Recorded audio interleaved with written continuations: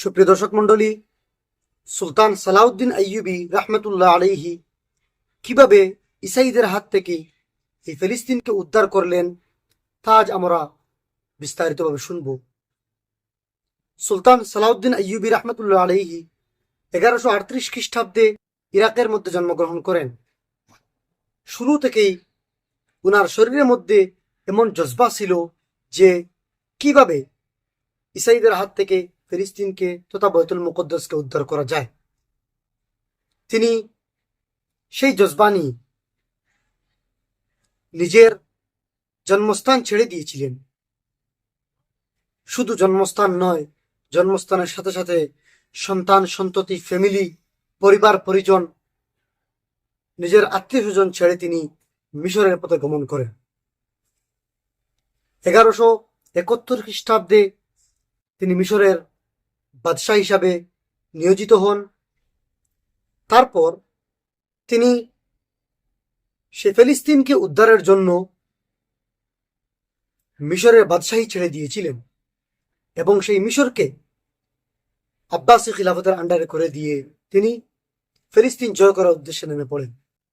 যখন ফিলিস্তিনি ইসাইরা জানতে পারল যে সুলতান সালাউদ্দিন আইয়ুবী নিজের দলবল নিয়ে ফিলিস্তিন জয় করতে নেমে পড়েছেন, তখন তারা ভীত হয়ে তারা একটি সুলহনামার আবেদন করল। সুলতান সালাউদ্দিন আইয়ুবী একদিকে যেমন রেহামদিল ছিলেন, অন্যদিকে অন্যায়ের বিরুদ্ধে অনেক কঠিন ছিলেন। সুলতান সালাউদ্দিন আইয়ুবী তাদের সুলহনামায় তিনি দস্তখত করলেন। পরবর্তীতে এই ইসাইরা সেই সুলহনামার শর্ত মোতাবেক তারা থাকতে পারেনি। একসময় মুসলমানরা যখন হজ করতে গিয়েছিলেন, তখন ইসাইদের বাদশাহ রেজিনাল্ড তার দলবল নিয়ে মুসলমানদের উপর আক্রমণ করে এবং অনেক হজ যাত্রীদেরকে কাতল করে দেয়।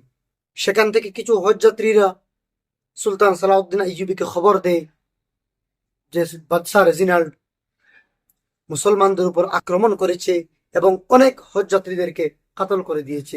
এবং শুধুমাত্র এ নয় যে কাতল করেছে, কাতল করার সাথে সাথে সে এও বলতে থাকলো যে কোথায় তোমাদের মুহাম্মদ সাল্লাল্লাহু আলাইহি সাল্লাম, বলো তোমাদেরকে বাঁচানোর জন্য আসতে। সেই কথা শোনার সাথে সাথে সুলতান সালাউদ্দিন আইয়ুবীর শরীরে রক্ত গরম হয়ে যায়, কিন্তু তিনি তখন অনেক অসুস্থ ছিলেন। তিনি আল্লাহর কাছে প্রার্থনা করলেন যে আল্লাহ, আমাকে তুমি এমন শক্তি দাও, এমন ভাবে সুস্থ করে দাও যে আমি যেন তোমার হাবিব মুহাম্মদ সাল্লাল্লাহু আলাইহি ওয়াসাল্লামের এই গুস্তাখি করার আমি বদলা নিতে পারি। পরবর্তীতে যখন তারা সেই সুলহনামার খিলাফ করলো, তখন সুলতান সালাউদ্দিন আইয়ুবী সুস্থ হওয়ার পর উনার সৈন্য সামন্ত নিয়ে ফিলিস্তিন জয় করার উদ্দেশ্যে নেমে পড়েন। কিন্তু ফিলিস্তিনের এরিয়ার ভিতরে প্রায় 1 লক্ষের মতো ইসাই সৈন্য ছিল, যারা লড়াইয়ের জন্য পুরো প্রস্তুত ছিল। সুলতান সালাউদ্দিন আইয়ুবীর সাথে প্রায় 1 সপ্তাহ পর্যন্ত যুদ্ধ সংগঠিত হয়। পরবর্তীতে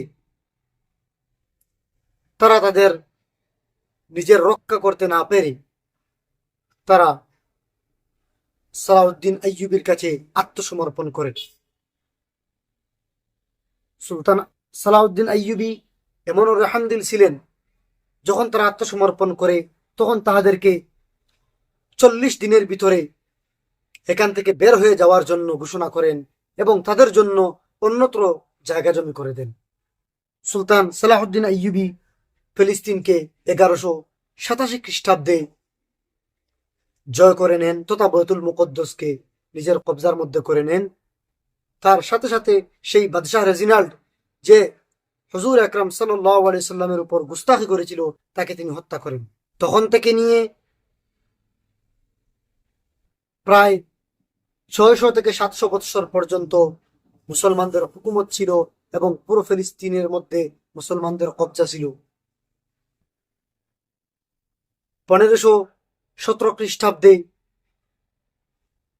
খিলাফতে উসমানিয়ার সময় আসে এবং তখনও সেই ফিলিস্তিন মুসলমানদের কবজার মধ্যে ছিল।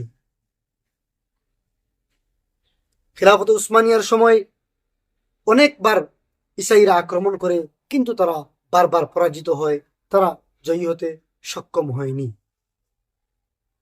কিন্তু পরবর্তীতে 1917 খ্রিস্টাব্দে ব্রিটিশরা এই ফিলিস্তিনের উপর আক্রমণ করে এবং পুরো ফিলিস্তিনকে ব্রিটিশের আন্ডারে করে নেয়, অর্থাৎ পুরো ফিলিস্তিনের উপর ব্রিটিশরা কবজা করে নেয়। তারপর সেখানে কিভাবে ইহুদিরা এখানে বসবাস শুরু করলো, ইনশাআল্লাহ পরবর্তী ভিডিওর মধ্যে আপনাদের সম্মুখে উপস্থাপন করব কিভাবে সেই ব্রিটিশরা এখানে কবজা করলো এবং ইহুদিরা সেখানে আসতে শুরু করলো এবং বসবাস শুরু করলো। ওমা আলাইনা ইল্লাল বালাগ।